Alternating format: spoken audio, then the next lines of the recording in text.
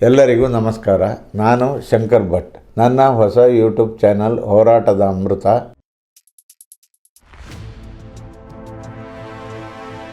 ರಾಜ್ಯಾಧ್ಯಕ್ಷರ ಆಯ್ಕೆ ಹತ್ತಿರ ಬರುತ್ತಿದ್ದಂತೆ ಕೇಸರಿ ನಾಯಕರ ಮಧ್ಯೆ ಮೇಲಾಟ ತೀವ್ರಗೊಂಡಿದೆ. ಅಧ್ಯಕ್ಷರ ಆಯ್ಕೆ ರೇಸ್ನಿಂದ ಭಿನ್ನರ ಪಡೆ ಹಿಂದಕ್ಕೆ ಸರಿದಿದೆ. ಹೈಕಮಾಂಡ್ ಅಸಹಕಾರ, ತಟಸ್ಥರ ಹಿಂಜರಿಕೆಯಿಂದ ಸೂಕ್ತ ಬೆಂಬಲ ಸಿಗದೆ ರೆಬೆಲ್ಸ್ಗೆ ದಿಕ್ಕು ತೋಚುತ್ತಿಲ್ಲ.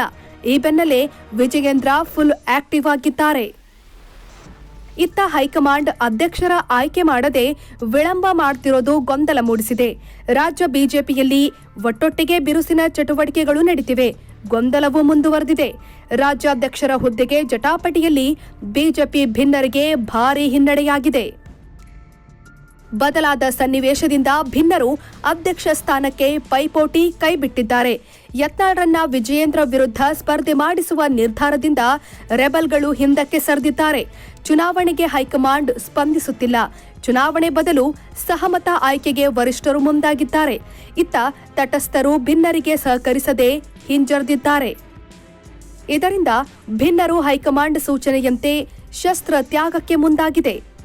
ಭಿನ್ನರ ಪಡೆಗೆ ಈಗ ದಿಕ್ಕು ತೋಚದೆ ವಿಜಯೇಂದ್ರ ವಿರುದ್ಧದ ತಮ್ಮ ಹೋರಾಟಕ್ಕೆ ಹಿನ್ನಡೆಯಾಗಿದ್ರೂ ಒಗ್ಗಟ್ಟು ಕಾಯ್ದುಕೊಳ್ಳಲು ತೀರ್ಮಾನಿಸಿದ್ದಾರೆ. ಈ ಬೆನ್ನಲ್ಲೇ ಈಗಾಗಲೇ ಹತಾಶೆಯಲ್ಲಿರೋ ಯತ್ನಾಳ್ ನಿನ್ನೆ ಮೈಸೂರಿಗೆ ತೆರಳಿ ಚಾಮುಂಡೇಶ್ವರಿ ದೇವಿಗೆ ವಿಶೇಷ ಪೂಜೆ ಸಲ್ಲಿಸಿದ್ರು.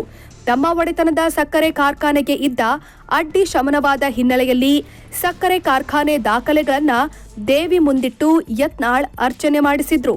ಈ ವೇಳೆ ಕೆಲವು ಭಕ್ತರು ಯತ್ನಾಳ್ ಕಂಡು ಜೈ ವಿಜಯೇಂದ್ರ, ಜೈ ಬಿಎಸ್ವೈ ಅಂತ ಘೋಷಣೆ ಕೂಗಿದ್ದಾರೆ. ಆಗ ಯತ್ನಾಳ್ ಕೊಂಚ ಕಿರಿಕಿರಿಗೊಂಡ್ರು. ಮೈಸೂರಿನಲ್ಲಿ ಮಾಧ್ಯಮಗಳಿಗೆ ಪ್ರತಿಕ್ರಿಯೆ ಕೊಡಲು ನಿರಾಕರಿಸಿ ತೆರಳಿದ್ರು. ಭಿನ್ನರ ಪಾಳ್ಯಕ್ಕೆ ಹಿನ್ನಡೆಯಾದ ಬೆನ್ನಲ್ಲೇ ಬಿಜೆಪಿ ರಾಜ್ಯಾಧ್ಯಕ್ಷ ವಿಜಯೇಂದ್ರ ಫುಲ್ ಆಕ್ಟಿವ್ ಆಗಿದ್ದಾರೆ. ತಟಸ್ಥರ ವಿಶ್ವಾಸ ಗಳಿಸುವ ಕಸರತ್ತಿಗೆ ವಿಜಯೇಂದ್ರ ಮುಂದಾಗಿದ್ದಾರೆ.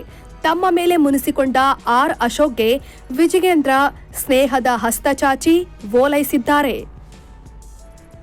ಯಡಿಯೂರಪ್ಪ ಕೂಡ ಪುತ್ರನ ಪರ ನಿಲ್ಲುವಂತೆ ಮಾಜಿ ಸಿಎಂ ಬೊಮ್ಮಾಯಿ ಜೊತೆ ಮಾತನಾಡಿದ್ದಾರೆ. ಒಂದು ಮಟ್ಟಿಗೆ ಪಕ್ಷದಲ್ಲಿ ವಿಜಯೇಂದ್ರ ಕೈಮೇಲಾಗಿದೆ. ಇದೇ ಜೋಶ್ನಲ್ಲಿ ವಿಜಯೇಂದ್ರ ತಾವೇ ಮತ್ತೆ ಮುಂದುವರಿಯುವ ವಿಶ್ವಾಸದಲ್ಲಿದ್ದಾರೆ.